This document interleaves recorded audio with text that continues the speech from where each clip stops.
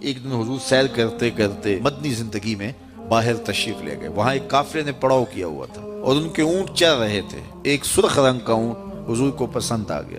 قافلے والوں سے پوچھا اس اونٹ کو بیچتے ہو؟ انہوں نے بیچنا تھا یا نہیں بیچنا تھا. حضور نے پوچھا تو کہا ہاں بیچتے ہیں. اچھا کتنے کا بیچتے ہو؟ کہا جی اتنے کا. سودا طے ہو گیا.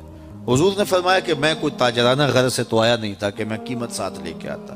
میں تو سیر کرتا ادھر آ نکلا اور تمہارا اونٹ مجھے پسند آ گیا اور میں نے اس کا سودا کر لیا. ایسا کرو کہ اونٹ مجھے دے دو اور میں شہر جا کر کے اس کی اونٹ کی قیمت تمہیں بھیج دیتا ہوں. انہوں نے کہا میں منظور ہے. حضور نے اونٹ پکڑا اور چل دیے. اور جب حضور جا رہے تھے تو وہ حضور کو دیکھتے رہے اور جب آقا کریم نظروں سے اوجھل ہو گئے تو وہ دلوں پہ ہاتھ رکھ کے کھڑے ہو گئے. ایک دوسرے سے پوچھنے لگے یار یہ شخص جو اونٹ ادھار لے گیا اس کا پتہ پوچھا تھا کسی نے؟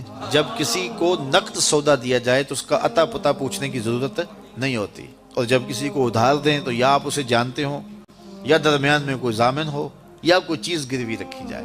اور کہا ایک شخص آیا تم نے اس کو اونٹ دے دیا اس کا پتہ بھی نہیں پوچھا, اس نے کوئی درمیان میں ضامن میں نہیں دیا, تم نے کوئی شے بھی گروی نہیں رکھی اس کی, تو یار تم سب کی عقل پہ پردہ آ گیا, اس کا پتہ تو پوچھ لیتے, قیمتی اونٹ لے گیا. ایک بولا یار جب وہ باتیں کرتا تھا منہ سے پھول جھڑتے تھے. دوسرا کہنے لگا یار جب وہ مسکراتا تھا سامنے والے پہاڑوں پہ عکس پڑتا تھا. تیسرا بولا یار میں تو اس کی آنکھیں ہی دیکھتا رہ گیا. انہوں نے کہا جو بھی ہوا تم اس کے حسن میں کھو گئے اور وہ قیمتی اونٹ اپنے حسن کا جادو جگا کے تم سے ہتھیا کے لے گیا.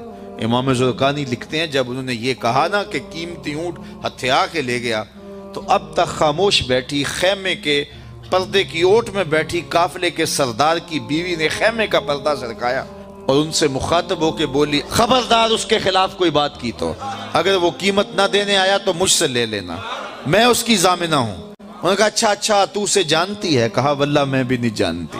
تو کہا پھر ضمانت کیسے دے رہی ہے؟ کہا جب تم سودا کر رہے تھے خیمے کی اوٹ سے میں نے اس کا چہرہ دیکھا تھا اور جس کا چہرہ اتنا سونا ہو وہ جھوٹ بول ہی نہیں سکتا ہے. تھوڑی دیر گزری تو حضور کے غلام آ گئے کہ کون ہیں لوگ جن سے ہمارے آقا نے اونٹ خریدا تھا. انہوں نے کہا جی ہم لوگ ہیں. کہا یہ حضور نے کھجوریں تمہاری ضیافت کے لیے بھیجی ہیں اور یہ تمہاری قیمت ہے. انہوں نے کہا قیمت بعد میں دینا, ہم تو خود بک گئے ہیں, ہمیں پہلے بتاؤ وہ پیارا رہتا کہاں ہے. تو کہا یہ نخلستان مدینہ جو سامنے دکھائی دیتا یہی ڈیرے ہیں اس محبوب کے. تو امام زرقانی لکھتے ہیں سارا قبیلہ, اس قبیلے کا نام تھا وفد تارک, وہ سارے کا سارا وفد تارک اٹھا اور مدینہ المنورہ پہنچا اور حضور کے قدموں میں جا کے بیٹھ گیا. تیری تک کے ادامہ میں مرید ہو گئے. تو چہرہ اتنا خوبصورت تھا. اللہ اکبر. دیکھنے والے کہا کرتے ہیں اللہ اللہ, یاد آتا ہے خدا دیکھ کے صورت تیری.